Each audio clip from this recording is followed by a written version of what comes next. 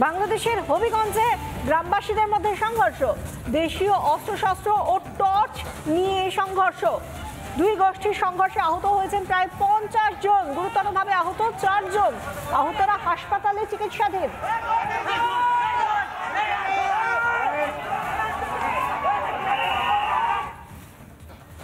যে ছবি আমরা দেখাচ্ছি বাংলাদেশের হবিগঞ্জের ছবি, টর্চের ঝলকানি, রাতের অন্ধকারে, তার মধ্যেই সংঘর্ষ দুই গোষ্ঠীর।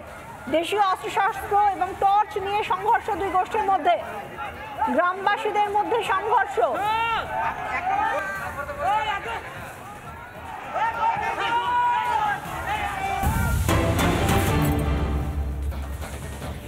ইউনূসের আমলে ক্রমশই পিছোচ্ছে বাংলাদেশ। নতুন বছর পড়তে না পড়তেই আরো পিছিয়ে গেল বাংলাদেশ। পাসপোর্ট সূচকে আরো তিন ধাপ পিছিয়ে গেল ঢাকা। প্রথম 100 দেশের মধ্যে শেষ স্থানে বাংলাদেশ রয়েছে। বাংলাদেশের এই মুহূর্তে অবস্থান 100, অর্থাৎ 100তম অবস্থানে রয়েছে বাংলাদেশ পাসপোর্ট সূচকে। গত বছর এই জায়গাটা অবস্থানটা ছিল 97তম স্থানে ছিল বাংলাদেশ। এবছর সেখানে বছর শুরু হতে না হতেই 100তম জায়গায় রয়েছে তারা।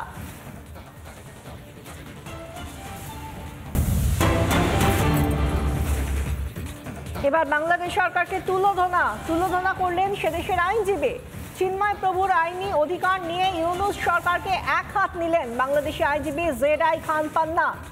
স্বরাষ্ট্র উপদেষ্টা পদে পাগলকে বসানো হয়েছে।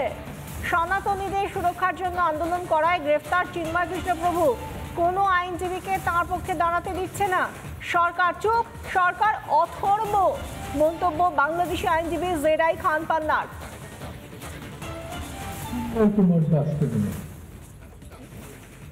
চট্টগ্রামে তিনি যখন সনাতনী ধর্মের যারা তাদের প্রোটেকশনের জন্য, নিশ্চয়তার জন্য যখন শান্তিপূর্ণ সমাবেশ করছিলেন, তখন তাকে গ্রেপ্তার করা হলো রাষ্ট্রদ্রোহের মামলা দিয়ে। কি জাতীয় পতাকার উপরে নাকি ইস্কনের সেই পতাকা তুলে দেওয়া হয়েছে।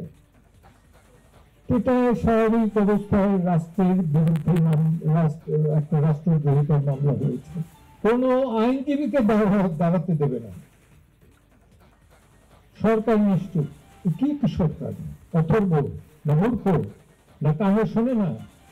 তাহলে অথর্ব সরকার একটা অথর্ব পাগলকে বসিয়েছে স্বরাষ্ট্র মন্ত্রণালয়ে, এবং আমরা তার কাছ থেকে বিদ্যা বুদ্ধি অনেক কিছু আশা করতে পারি, কিন্তু দেশের রাজনৈতিক পরিস্থিতির উন্নতি হবে এটা ভাবার মতো মূর্খ অন্তত আমি নই, আর যে কেউ হোক।